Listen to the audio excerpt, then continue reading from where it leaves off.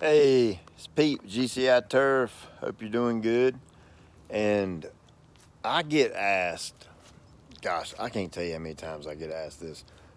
Where do I start with my lawn care program? Or where do I start during the year? What's the first step? What do I do?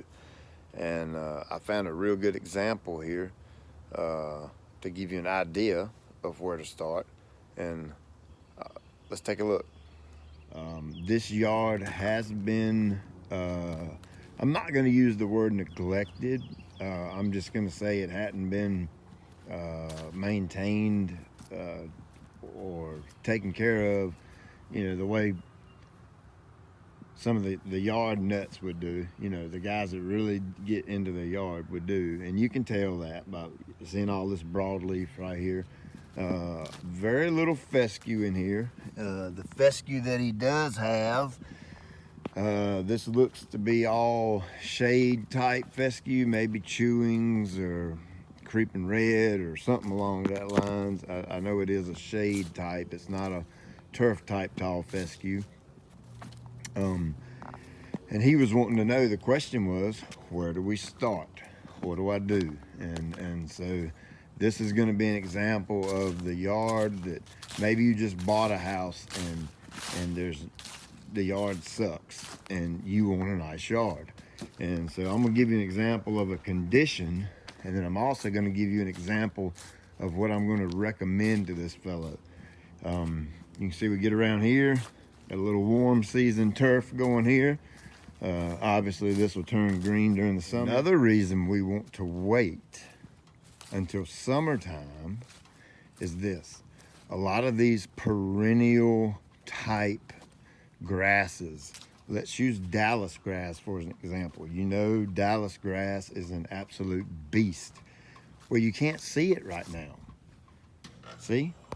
There is no Dallas grass out here to be seen. It's dormant and the root system is down in the ground and you can't see the top of the plant, and you won't see it until end of June, maybe somewhere in that time frame. Once it starts getting really warm, then that Dallas grass starts coming up, and some other types of grasses like that go dormant during the winter. And so they're not visible to the eye right now. All that's under the ground. So we need to wait and let the heat kick up so we know what else is in this yard. And so if this guy were to renovate this yard in the spring, your Roundup and your herbicides aren't going to affect that Dallas grass right now. And let's just say, example, we get a great keel, we get a great spring, he waters, the grass comes up, it's nice and lush and looking some kind of good. Well, that Dallas grass is going to come up. I promise you it's going to come up. And then you're going to have a pissed off customer because he's thinking, well, gosh, man, I just paid all this money and we killed the yard off. Well, the thing is, yeah, we did that, but the Dallas grass, there was no leaf tissue sticking up out of the ground for the herbicide to get on. So it couldn't effectively kill it. It's kind of no different than that warm season right around the corner over there. Of course, the only difference is that don't wilt and go around the ground. You still see the remnants of it on the top. Come around back, lots and lots of moss. Look at that. It's absolutely everywhere. We actually do this guy's, his son-in-law, we do his yard, and that yard looks really, really good. And I think he's trying to get his yard in that same situation to turn it around. So we have a nice yard to mow. Kids play in, all that kind of thing. Get back here. Here's a little bit of turf type right there. I have no idea what this is. No clue. But it doesn't belong in a fescue yard. I do know that much. So in this situation, and in pretty much any situation, I'm what's called a 60-40 guy. And that would mean 60% yuck and 40% good. Meaning if I was shooting for a tall fescue yard, I would want, if I was starting it, bought a house and I was just getting into it and getting ready to go and trying to get my yard right, I would want to work with 40% turf and 60% whatever else is in the yard. I can deal with that pretty easily. Now, when you get past that, it's time to start looking at renovation. And it's very obvious we're about 5% turf and we're 95% yuck. That includes the front yard. Go down, this is the north side of the house, and lots of moss. We would mechanically remove that. Do a soil test. I would probably recommend here around these trees is to come here and follow around and go back. Natural area. This area right over here. You know, I've been doing this long enough that I know where you can fight and where you can't fight grass. And I can tell you now, it's going to be difficult right here. So I would probably recommend to this guy to take that bed, come on around and maybe come up in here a little bit and tie it in to here, and all this be natural area, which is not a huge spot as it is, little spot. But in this situation, I would go renovation. And would you renovate? When would you renovate it? Would you renovate it in the spring? Absolutely not, you wouldn't. And here's the reason why.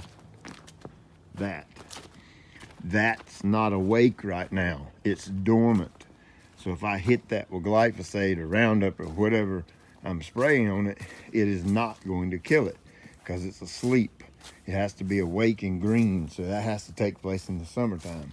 So, excuse me, that's going to be my recommendation to this fellow is from now until summer.